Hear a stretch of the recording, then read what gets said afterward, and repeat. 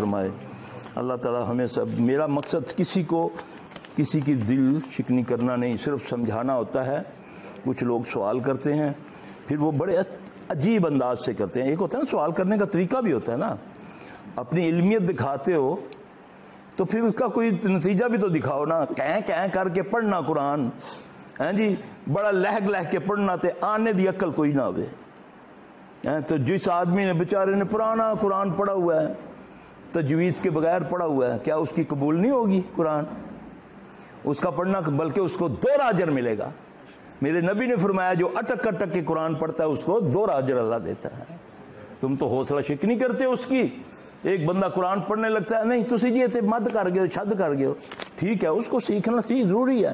حدیث ہے نبی صلی اللہ علیہ وسلم کی، صحابی کہتے ہیں ہم بیٹھے ہوئے تھے کہ ایک مجلس میں قرآن پڑھ رہے تھے، ہم میں کچھ عربی تھے، کچھ اجمی تھے اور کچھ گنوار تھے، کچھ عربی، کچھ اجمی اور کچھ گنوار تھے۔ جیسے ہی آپ صلی اللہ علیہ وسلم تشریف فرما ہوئے تو ہم نے قرآن پڑھنا بند کر دیا۔ آپ نے فرمایا پڑھو تم سب ٹھیک پڑھ رہے ہو، غور کرنا۔ میں غور کرنے لگا ہوں، آپ کو ایک بات بتانے۔ ہم میں کچھ عربی تھے، عربی تو ظاہر تجوید کے ساتھ پڑھے گا کہ اس کی زبان میں اترا ہے۔ کچھ اجمی تھے، اب اجمیوں میں بعض رے، اب فرینچ میں رے نہیں بولا جاتا، ٹھیک ہے، ترکی میں کچھ ایسے الفاظ نہیں بولے جاتے، مختلف ممالک میں۔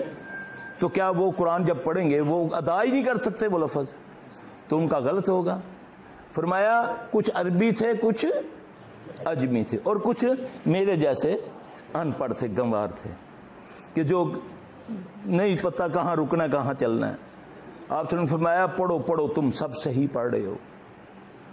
ہاں ایک وقت آئے گا لوگ قرآن اس طرح پڑھیں گے جس طرح اس کا حق ہے، یعنی کہ تجوید کے ساتھ، کلکلے کے ساتھ، مگر وہ اس کا اجر دنیا میں لے لیں گے۔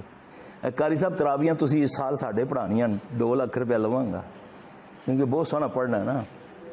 ہاں جی، حوصلہ شکنی مت کرو۔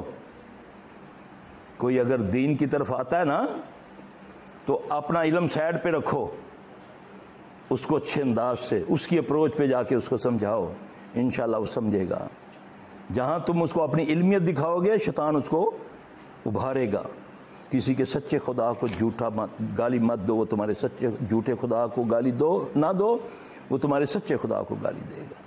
کسی کو کمتر نہ جانو، پتہ نہیں ہدایت تو اللہ کے پاس ہے نا، کب وہ دے دے۔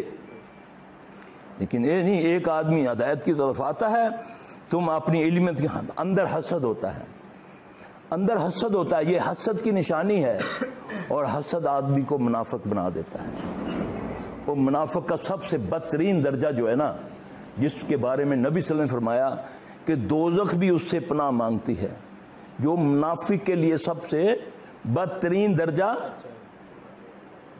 دوزخ کا، اس کا نام بتایا، اس کا نام ہے جبل حزن۔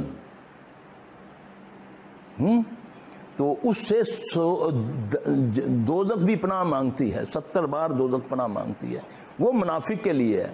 جب حسد آتا ہے تو پھر انسان کے اندر نفاق آتا ہے۔ تو اللہ سے دعا مانگا کرے، اللہم طاہر قلبی من النفاق وعملی من الریا واللسانی من الکذب وعیونی من الخیانہ فإنک تعلم خائنات الأعین وما تخفی الصدور۔